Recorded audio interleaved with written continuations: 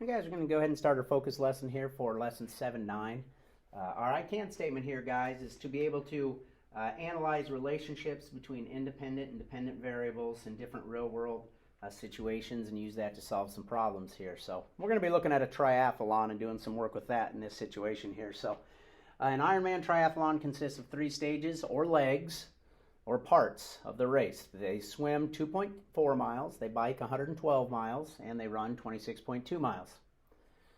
Okay, so pretty rigorous race. It takes a long time to do all those things. So what we find out here is the average participant takes about 12 hours and 35 minutes to complete this race. If the average participant travels all 3 legs of the race at a constant speed, how many minutes does it take to travel 1 mile? So as I think about this, guys, I mean, they want to do it at a constant speed, but technically you probably wouldn't swim and bike and run all at the same speed or at the same rate. So this is just a hypothetical here.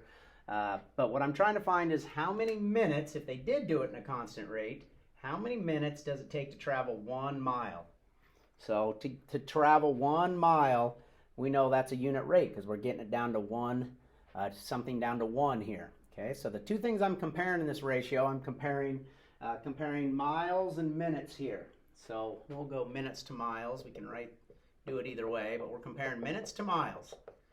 And what I know is it's 12 hours and 35 minutes, but we want this all in minutes. So we got to convert that. So I know I could convert 12 hours and 35 minutes here. If I just take 12 times 60, that'll convert that to minutes, and I'll add my 35 minutes on when I do that. I think 12 times 60 is 720.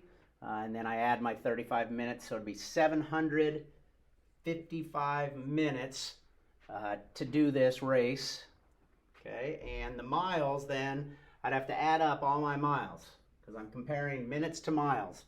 It takes 755 minutes, and if I add up all these miles, 112 plus 26.2 plus 2.4, I believe you'll get 140.6.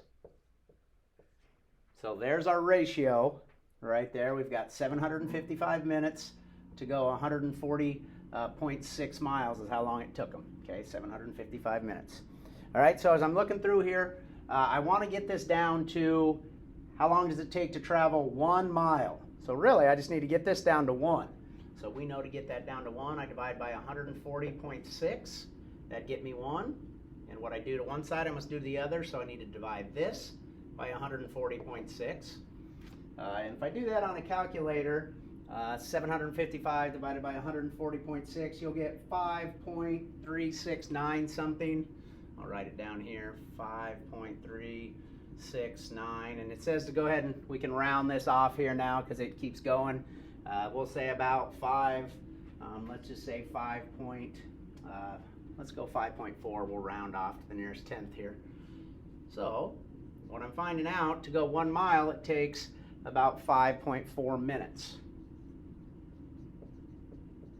if they had that constant speed, 5.4 minutes. Now that's not minutes and seconds, this is all in minutes. If I wanted to get this to seconds, I'd have to convert 0.4 minutes to seconds, but it doesn't ask us to do that.